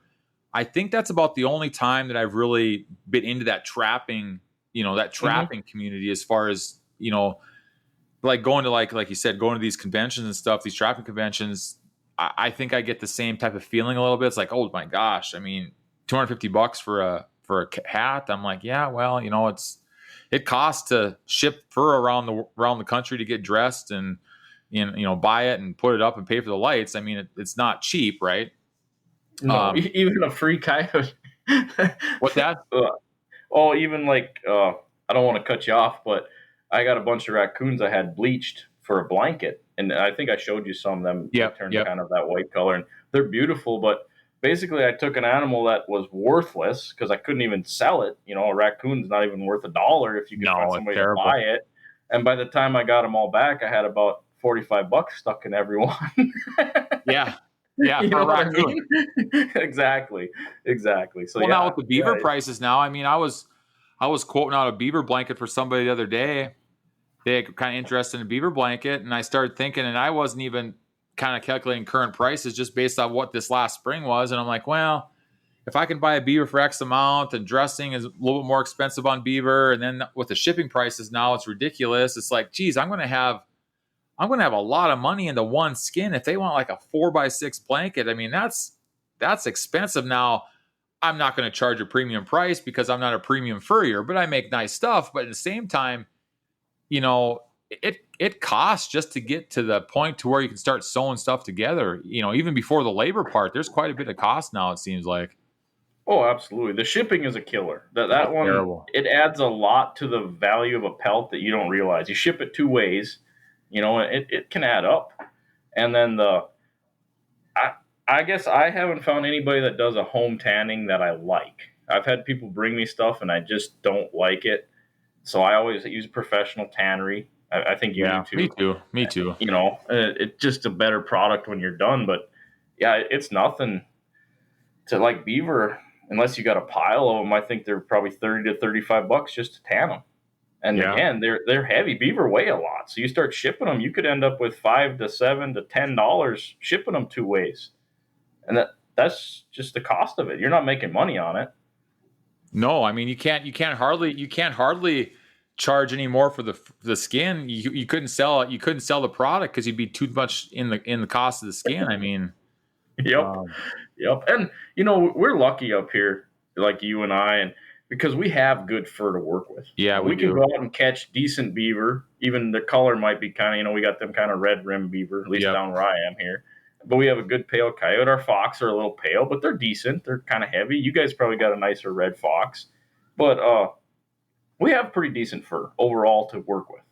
Where a lot of these guys, you get south and, gosh, I see guys on the internet selling stuff. Or I had a guy from Louisiana wanted me to make a coyote blanket. And I was like, man, send me a picture. These things didn't even have hair on them, let alone fur.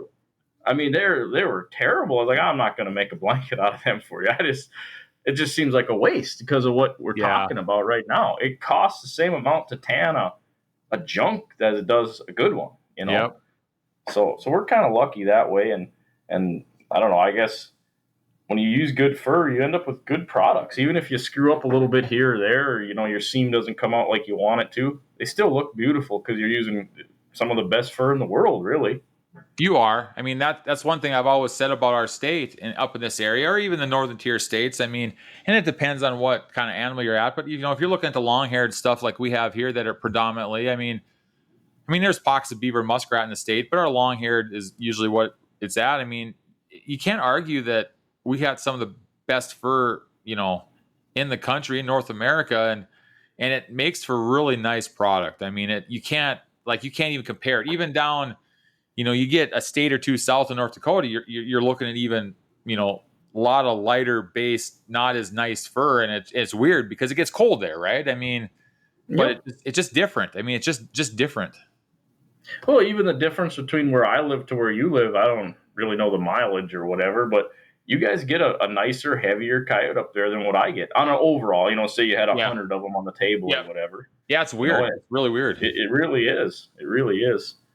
So yeah, No, and then you go to the south another 100 miles, and you just keep, it yeah. just keeps adding up. So Yeah. So, getting fur in front of people is important. Like we had a all school reunion in Sherwood here this last summer, and I just had a table. They had a vendor show on Main Street, so I had a table out there with, I had just some knickknacks and a couple hats or whatever. And speaking of, like you said, about people wanting to touch this fur, I mean, I had kids come by.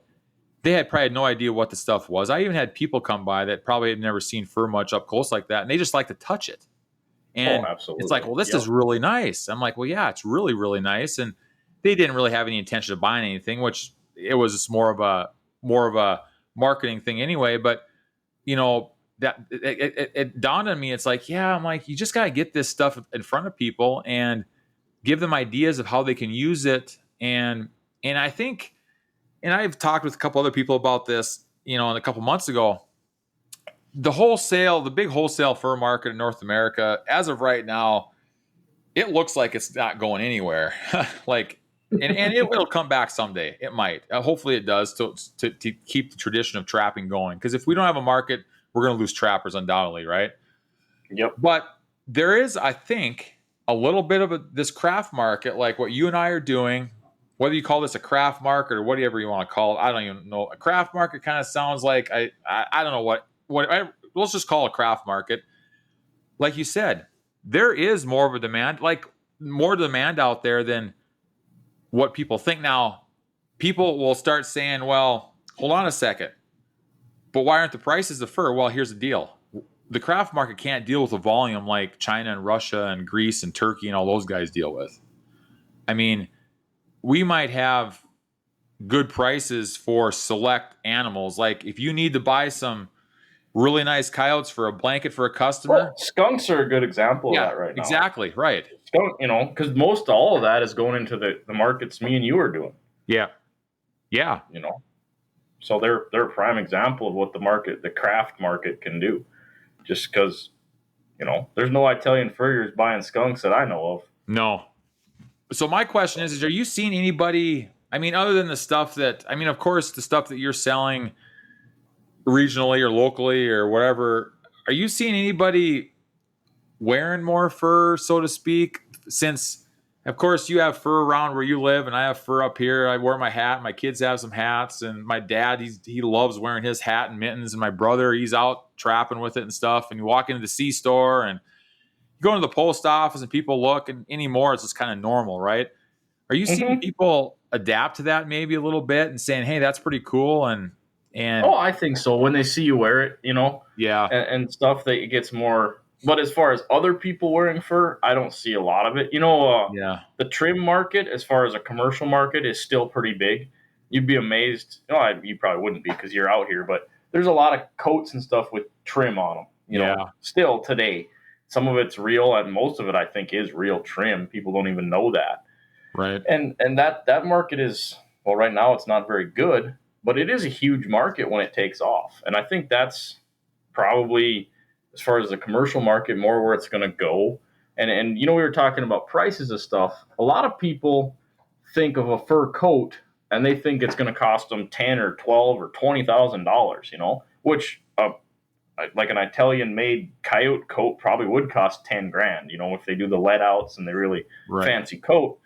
But you can get into what I call like a trapper's parka, just a regular sewed coat like I would make, which someday I want to learn how to do it. I've never made one yet, for probably $1,000 or $1,200. If they're your own coyotes, probably $500 or $600. Yeah, which is a lot of money for a coat, but for something you'll have your whole life, it's really not. I don't think. Well, stay tuned, because when you talked about that, my biggest thing has been a vest, right? Mm-hmm. And a vest, all a vest needs is sleeves, right? Well, here's the deal. On my dress form right now outside my office, I have a mock-up vest pattern that's sewed up. I don't know how it's going to fit. I've tried it on, and it's a little bit different. So I'm hoping by October 1st to have, and I'm really torn here because I can't stand wasting fur. So I got to find the cheapest fur I got so I don't feel so bad about it when I sew it all up and it doesn't turn out. Yeah, well, the first one is just a kind of a keepsake, right? Right. So anyway, there's going to be a coyote vest coming within the next month, I think. And because my whole goal when I started making fur stuff was I tell people this all the time because I think this is where the market is for North Dakota. I'm not going to make a fur coat to go to church in. Okay. I'm not making a fancy pillbox so you can go down to the nightclub and show everybody that's not my market, right? My market is this. I want to make practical fur products so people can go out. They go out and go hiking in the winter. They go snowmobiling. They go ice fishing. They go play with the kids outside. They go check their cows on their four-wheeler. They do whatever.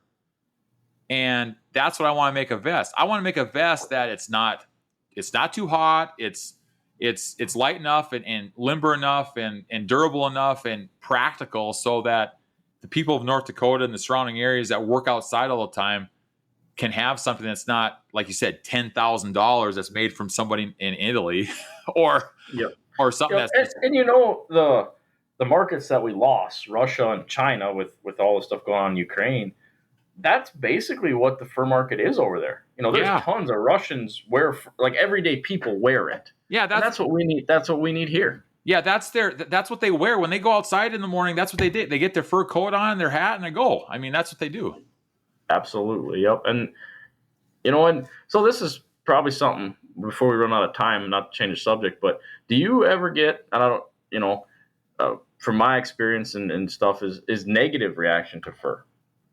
I've never got negative reaction to fur in a sense that says that left me like if I had a conversation with somebody, I never had a reaction that I left the conversation saying, wow, that person doesn't like me or that person's crazy. I've never really had that reaction. Now, see, I have not either. And the first time I wore a fur hat to town, I kind of was like, wonder if, somebody's going to, throw paint on me or something, but that's not, I don't see that, at least. And we're rural, in North Dakota's, most people hunt or have people that hunt in their family or fish, but I don't know if that is played up, like even in New York City and stuff, is that played up to be way more of a thing than it really is, I think so because I've sold some fur hats across the whole country that I'm like, you're going to wear a fur hat in that city? I'm like,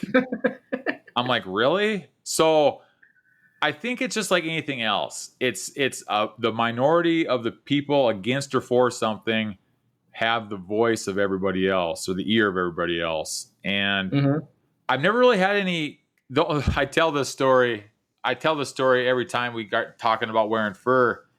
And it's really funny to me still.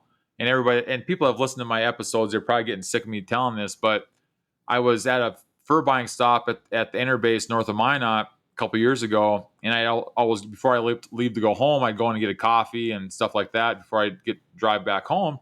I had my Coyote hat on and I walked up to the till to pay for my coffee and they said, nice hair. I'm like, what? I'm like, this isn't my hair.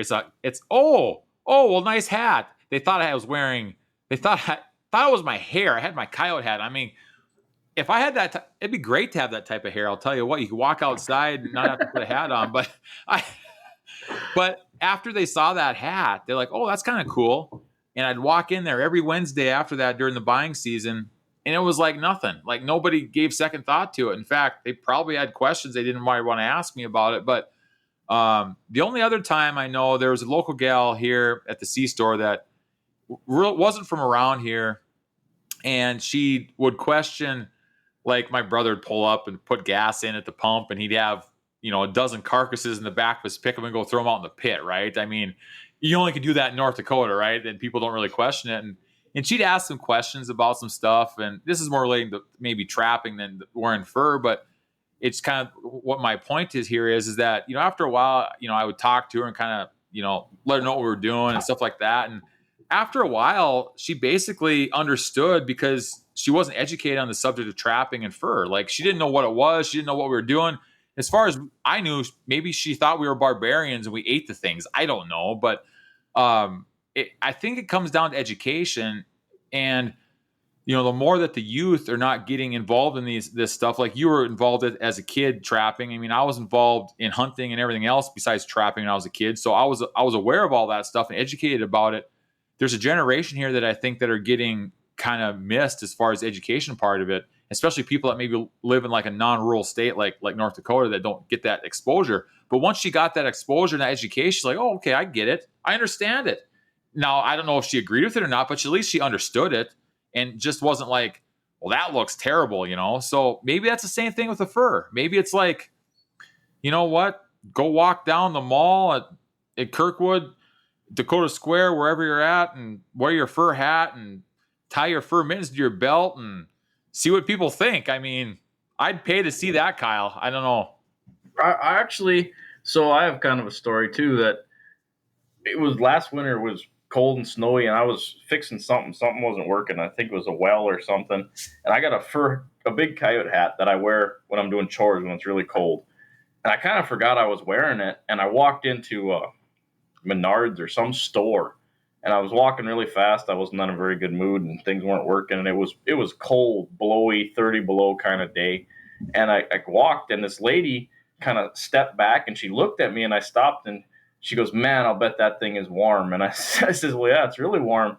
And I probably must have kind of relaxed a little bit. And she says, well, where did you get it? And I says, well, I make them. She goes, man, my husband would just love something like that. And I was like, I gave her my number, and I ended up making her a hat for her husband. And it's like, all I did was went to town with it, Like you were talking about exposure to this stuff. It's crazy. It really is. And, I've had people that I've known that aren't really for trapping. We have a lady, we sell pumpkins. I don't know, that. Yeah. But anyway, I had a lady that buys a lot of pumpkins from us. And the first time I met her, I didn't know this, but she moved here from California, and I didn't know that. I was dyeing traps the first time I met her. She stopped in my yard to look at some stuff, and I was boiling traps and had stuff going. And you could tell that she was not pro trapping, right? She was against it, which she didn't say nothing. And, nice lady. We talked. We've done business for years. About 2 years ago, she called me in the middle of summer, and they got a little 40-acre farmstead. And she goes, hey, you trap, right? And I said, yeah. Well, we got these bottle lambs, and we got coyotes, and they're coming in the yard all the time. And what are we going to do about these coyotes? Her whole mentality had changed about trapping after that. Yep. And so I don't know what you do about it, but I do think that reality and like you said, education, and it takes time. You ain't going to change anybody's opinion overnight. At least, no. I mean, even yours or mine. I mean, even if I'm dead wrong, it's pretty hard to convince me of that, So you got to give people some time, and I don't know. I think we're on the right track. The more fur we get out there, the better off we are. And how we get, and you and I have talked about this before. How do we get more people to join the trapping associations? How do we get more young people involved? It's really a tough deal. I don't know how we do that. I think it's just exposure. I think it's going to the schools. I think it's just, taking the time to, like my daughter, she's got an egg class this year in school, and this is great. And I don't know, this was one of the topics that she could do a demonstration on. I think it was catching an animal or something, whatever the deal was. And my daughter's she likes to go along hunting and trapping and stuff, but she doesn't really set a trap, but she understands it. She's like, she comes home to me one day and she's like, Dad, this was just here a couple days ago. She's like, Dad, you need to show me how to set a snare. I'm like, for what? Well, I got to do this presentation in egg class at school, and I got to show people and give a presentation about, I could either catch one with a trap, but I thought we'd do a snare. I'm like, well, that's cool.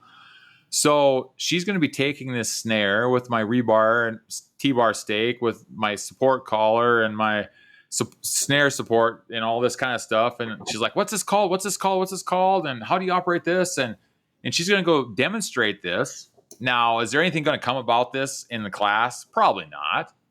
But it's just little stuff like that that maybe it gives somebody an idea, a kid in another class that says, "Well, that's pretty cool. How do you do that?" And they're like, "Well, go talk to my dad. He'll show you how to do it."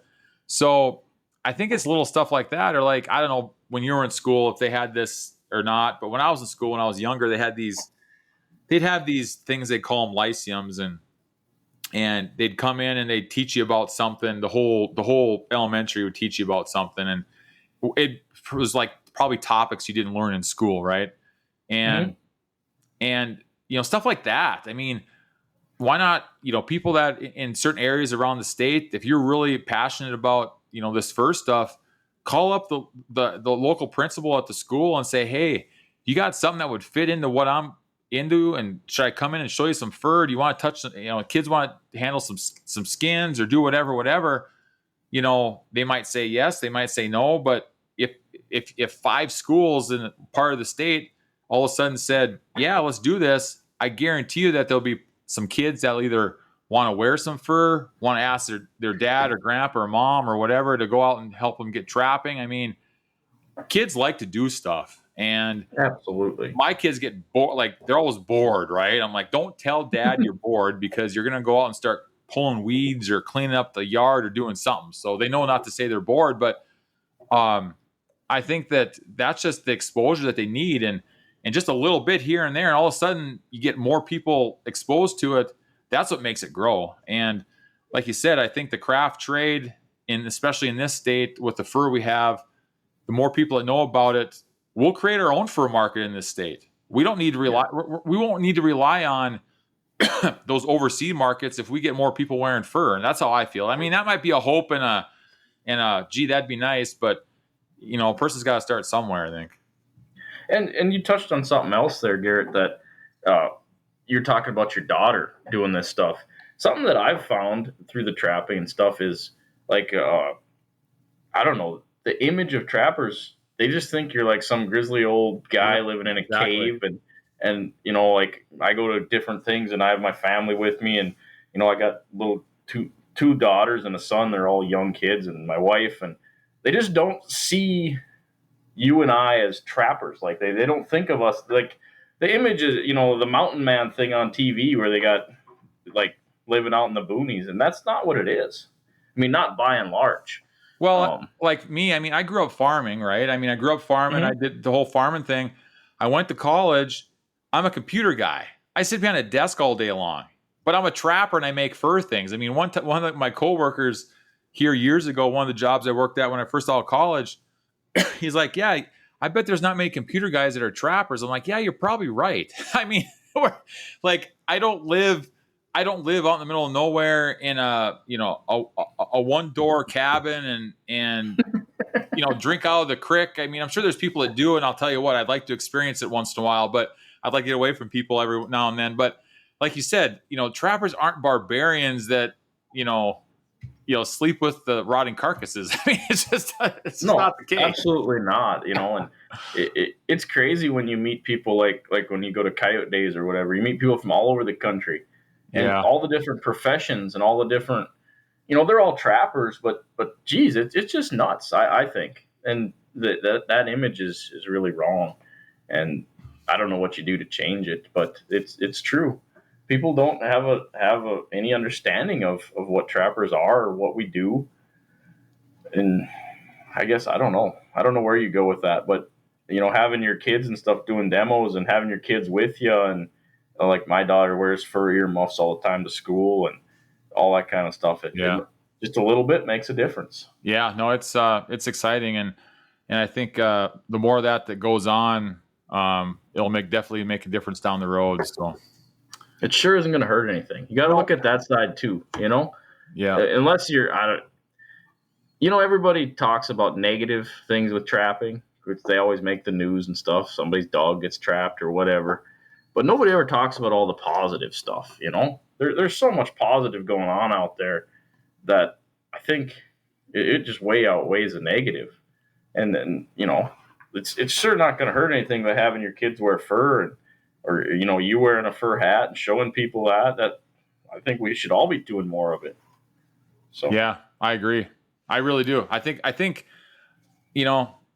that's, the more fur hats people wear, it's just going to make everybody's life as a trapper better because they're going to be able to, sell more fur, market more of their products. I mean, I just think that keep the traditional life is the main thing. I mean, we all want to keep trapping in 20, 30, 40 years as long as we can do it. I mean, whether we're selling overseas or selling to somebody to make a hat, I mean, we want to do it. And I think every little bit helps. So, Absolutely. And a while back you had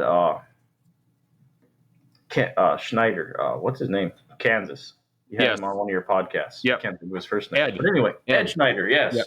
And he was talking about doing a promotional thing like we do with the cattle, where every dollar of every sale or whatever, and getting fur in front of people, like on a big scale. And it's the first time I've ever heard that, and I thought about that really hard. And he had a really good idea because, just like what we're talking here and everything, the fur industry doesn't even promote fur. I mean, you think about it once. Not really. At least not in the United States. Maybe in other countries, but around here, when's the last time you've seen an ad on TV or anything for fur? I've never have in my whole life. In fact, that's a really good idea. You're going to put an ad on TV? Sure, why not? Yeah, I don't disagree with you. But no, I think his idea was very. There was definitely something to that.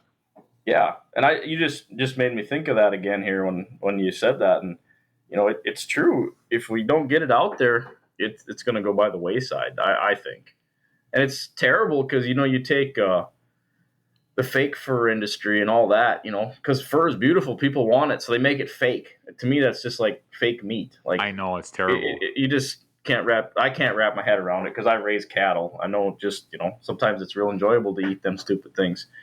But the fake fur industry and how junky it really is. That fake fur is just garbage, and how bad it is for the environment compared to real fur. I know it's ridiculous. I mean, real fur, when its useful life is up, it just disintegrates. There's like nothing wrong with it. Like this plastic fake fur, like it never goes away. I mean, it's terrible. It doesn't make a lot of sense, And another thing, and I don't know if you notice this, but it seems like, and because of what my sisters do with the garden produce and we do the pumpkin patch stuff and all, it seems like there's more and more and more people every year growing gardens and going back to the homestead style life and canning and stuff like that. Like, there's a lot of young people, like younger than me and stuff, that are canning a lot of food for the winter and garden stuff. And it's like, you just wouldn't believe it. In my opinion, I never believed people, I thought that was all dying, like I remember my grandma's canning, and we can stuff too, but it's taken off more and more. I don't know if it was because of COVID or what exactly, and the more and more of that stuff, the trapping and the fur kind of just goes right along with it. So I think there's a bright future, I think. Yeah, I think with the food thing, I think my opinion is I think people are starting to realize that they really don't know what's in this processed food, and it's not very good for you. And I think that's the reason why. At least that's I mean, the last 2 years I've been on I've kind of changed my life as far as my nutrition and eating and just watching what I put in my face. And boy, once you start doing research and looking at that stuff, I mean, if I don't have to eat processed food, I won't. I'm like, there's times I have to. I mean, I really like a bacon and cheese Whopper from Burger King, right? I mean, it's really good, right? But there was a thought that went through my mind one time that I'm like, what if they accidentally put an Impossible Whopper burger on that bacon and cheese Whopper and I'd be eating fake meat? Like, I couldn't do that to myself, right? So when they came out with the Impossible Burger, which they say it tastes like real meat, I'm like, well, it's not real meat. I don't care what it tastes like. It's not real meat. I'm like, they better not put an Impossible Burger on my regular Whopper. It's a conspiracy, Garrett. It's a conspiracy. I'll tell you what. And if they did, I'd be pissed. I never go back there. So I still eat at Burger King once in a while, but it's always in the back of my mind. It's like, they better not put that fake Whopper burger on there. I'll be mad. Yeah. And I don't ever believe that they can make something like that tastes like real meat. I really don't. They can't. It's a texture. The whole thing, it's just like, and this is part of the beef industry, is when you talk about like steaks and tenderness and marbling, your consumer has a preconceived notion of what this should taste like. You could have the best steak in the world, but if it's a little tough or it's not what they're thinking it's supposed to be, it's not good. And that's how, that's a whole different thing from fur, but that goes right back to your Whopper. And I just don't believe you're going to ever make anything that tastes the same as the real thing. Yeah. Well, I think we're going to stop at the Whopper. I think this has been a. I could get. We've been rambling a little bit. Yeah. I think that I think we'll be good here. So anyway, you make stuff. What? How can people get a hold of you to make some things? Oh, they could just text me, I guess. I'm trying to work on a website. It'll be called Krebs Custom Fur. It's not up and running yet. I got a guy hired. That might be the best way. Okay. Otherwise, if you just call me or text me, it's 701-290-9082, or call Garrett. He might have more time than me. Okay. Wow. We talked about this before, and actually, not to ramble more, but everybody's so worried about competition in this business. And I mean, I guess you're my competition in this fur business, but I got way more work than I can do. Everybody that I've talked to in this sewing thing has been super helpful. At least the people that I know, and they all say the same thing. They're so busy that it doesn't matter. They don't really want more work. Yeah. Do you run into that too? Is that kind of? Well, I just know that I could have way more work if I mean, there's always work out there. It's just a lot. So. Exactly. It's a lot. It makes me wonder, like I could do this way more than I'm doing right now, and I think I'd personally be busy. So. Yep, absolutely. So, well, thanks, Garrett, for having me on. So. Yeah, thanks for coming on, Kyle. I do appreciate that. Everybody, that was Kyle Krebs. He's a trapper. He makes things out of fur. Good guy. So, thank you, everybody, for listening. I'll hopefully have another episode coming out here in the next couple of weeks or so, trying to round up some more people to interview. So, as always, I have a Facebook page, Instagram. I got an Etsy shop with some stuff on there, so take a look at that if you're interested. I do make custom stuff for people. So, hope you have a good rest of the week. And until next time, take care.